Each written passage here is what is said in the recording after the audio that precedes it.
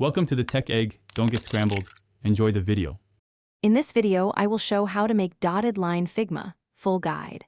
Start by selecting a shape or line and open the stroke panel to change weight and cap style. Toggle the dashed option and set dash and gap values for spacing. Use round caps for circular dots or square caps for crisp dashes. For repeating patterns, convert to components and use constraints for responsive behavior across frames. Create your path first and then fine-tune stroke settings for the best dotted effect. Use small dash values with larger gaps for clear dots and increase stroke weight to emphasize the dots. Experiment with round versus square caps to alter the dot appearance. If you need a dotted border around a shape, duplicate the shape, remove fill, and apply dash stroke for consistent alignment and scalable editing across components and frames. If you're finding this video helpful, please subscribe and like to support more short design tutorials. Quick recommendation.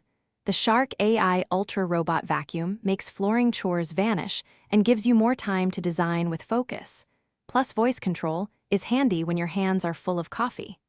Check the description for the link and deals without me reading a URL aloud. And now let's get back to the video. For reusable patterns, make a component from your dotted line and use instances to maintain consistency. If you need dots inside irregular shapes, apply the dotted stroke to a masked path or use Boolean operations to clip the pattern. To create visual depth, layer a faint blurred stroke beneath a sharper dotted line.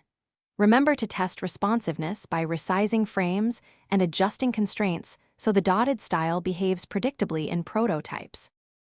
Thanks for watching. Consider subscribing if I helped unscramble your problems.